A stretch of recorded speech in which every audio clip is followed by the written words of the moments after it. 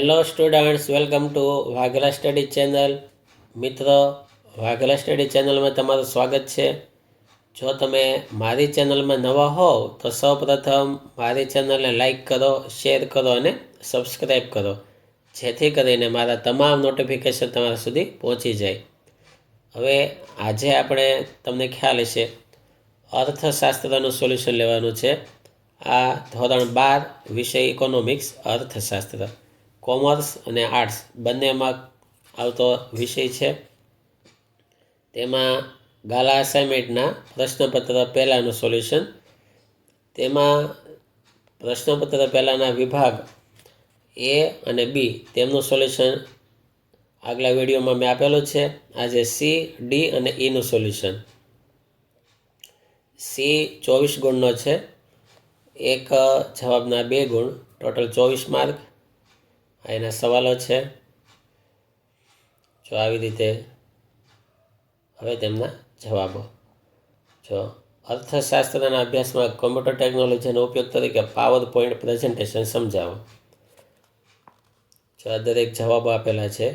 Power point presentation એટલે કે PPP કોમ્પ્યુટરની અંદર કેવી રીતે ઉપયોગી થાય છે તે સ્લાઇડ બનાવવામાં આવે, સ્લાઇડ દ્વારા બધી માહિતી આપવામાં આવે. ત્યારબાદ સવાલ 32, ઇન્ટરનેટના ઉપયોગના ભયસ્થાનો જણાવો.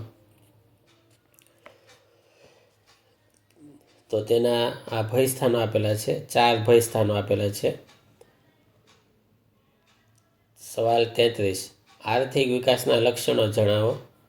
આ આર્થિક વિકાસના લક્ષણો 7 લક્ષણો આપેલા છે.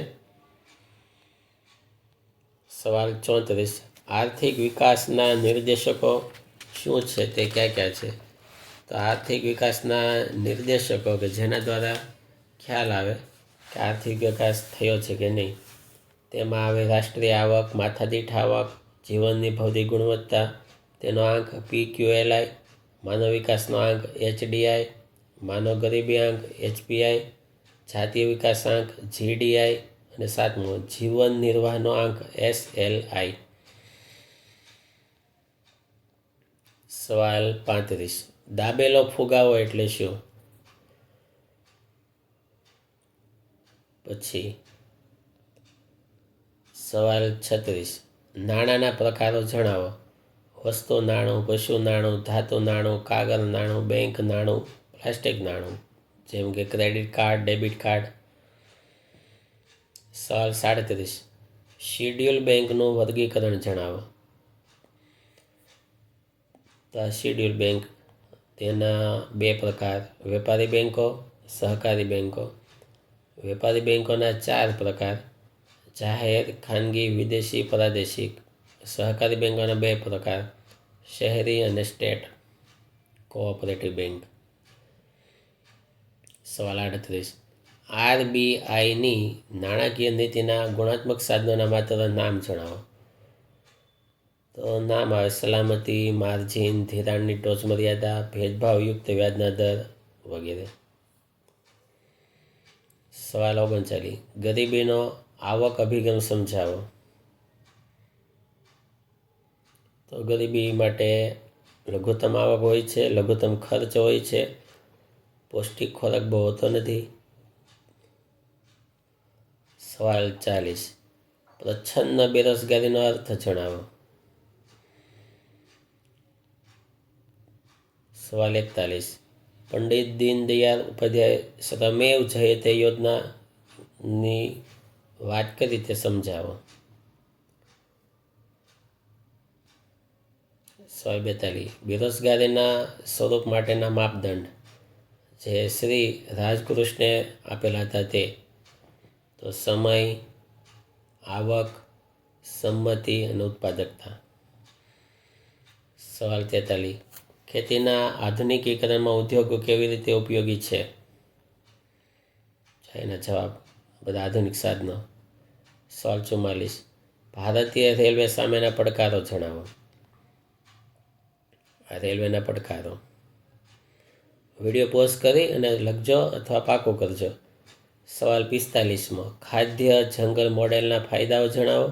અને સવાલ 46, અગ્નિ અસ્ત્રનો ઉપયોગ જણાવો. તો આ બંનેના જવાબ આપેલા છે. વિભાગ ડી 21 ગુણનો છે. તો 47થી સવાલ શરૂ થાય. તો જવાબ સવાલ પહેલો 47માં આકૃતિ અને આલેખ દોરતી વખતે ધ્યાનમાં રાખવાની બાબતો જણાવો.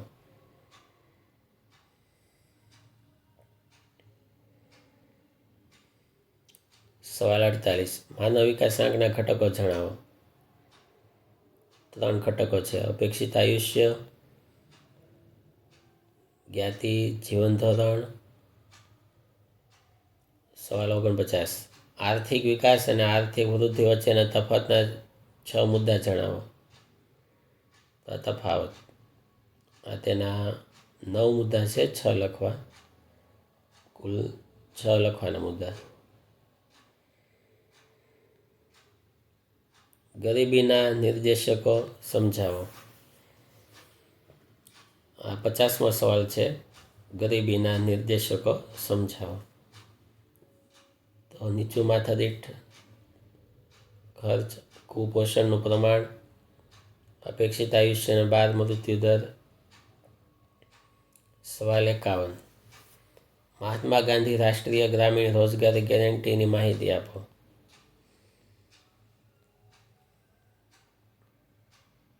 સવાલ 52 વસ્તી નિયંત્રણના ઉપાયોની વિગતવાર સમજૂતી આપો. લોક શિક્ષણ અને જાગૃતિ, અસરકારક કુટુંબ નિયોજન, લગ્ન વય, મહિલાનો દરજ્જો. સવાલ 54 એટલે કે 53 પાકની ફેરબદલી સમજાવો. 53મો છે. આ પાકની ફેરબદલી, ક્યાં ક્યાં પાક ફેરબદલી કરી શકાય તે. સવાલ 54 ટૂંકનોંધ લખો. હુંડિયામણ દર. આ 54માં હુંડિયામણ દરની ટૂંકનોંધ. સવાલ 55 વિદેશ વેપાર માટેના કારણો સમજાવો. વિદેશ વેપારના કારણો. સવાલ 56 વિશિષ્ટ આર્થિક વિસ્તાર વિશે સમજૂતી આપો, જેને સેઝ કહેવામાં આવે, સ્પેશિયલ ઇકોનોમિક ઝોન. વિભાગ ઈ 25 ગુણનો છે. કોઈ પણ 5 જવાબ દેવાના, 8માંથી 5. સવાલ 57 સાટા પ્રથાનો અર્થ આપી સાટા પ્રથાની મર્યાદા સમજાવો. તો આ સાટા પ્રથાનો અર્થ, તેમની આ મર્યાદા.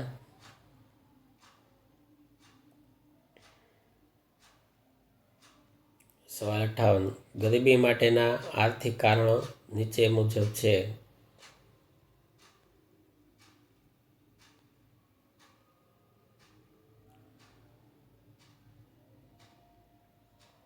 સવાલ 49 મૃત્યુદરનો અર્થ આપી મૃત્યુદર માપવા માટેનું સૂત્ર અને તેના કારણો જણાવો. એના કારણો.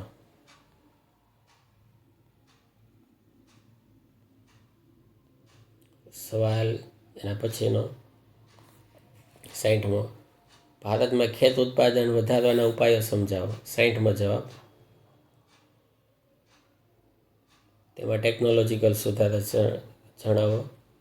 ટેકનોલોજીકલ સુધારા સુધારેલા બિયારણો, રાસાયણિક ખાતરો, સિંચાઈની સગવડ, યંત્રો વગેરે. સવાલ 61 સ્થળાંતરનો અર્થ આપી સ્થળાંતરની નકારાત્મક અસરો જણાવો.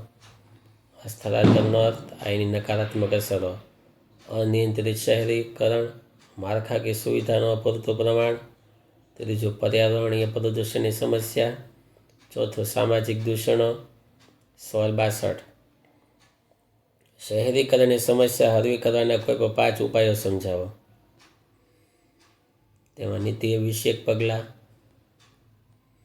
રોજગારીની તકો વધારવી, માળખાકીય સુવિધાઓ સુદૃઢ કરવી. ચોથું શિક્ષણ અને આરોગ્યની સુવિધા. પાંચમું ગૃહ અને પાયાના ઉદ્યોગો વિકાસ, ગામડામાં સુવિધાનો વિકાસ, વહીવટી વ્યવસ્થા મજબૂત કરવી. સવાલ 63 જન્મદર મૃત્યુદરનો ગ્રાફ દોરો. જો આ ગ્રાફ દોરેલો છે, ખાસ આવી રીતે દોરવાનો ગ્રાફ.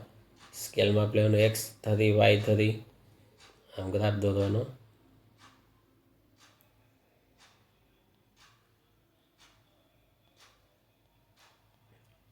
પછી તેના વિશ્લેષણો. જો આ વિશ્લેષણ, આ બીજું વિશ્લેષણ. તો આ રીતે અહીં આખો વિભાગ પૂરો થાય. તમે પાકી બુકમાં લખજો અથવા ડાયરેક્ટ પાકું કરજો, જેથી કરીને અત્યારથી તૈયારી કરો તો એક્ઝામ સુધીમાં કમ્પ્લીટ થઈ જાય. Thank you very much.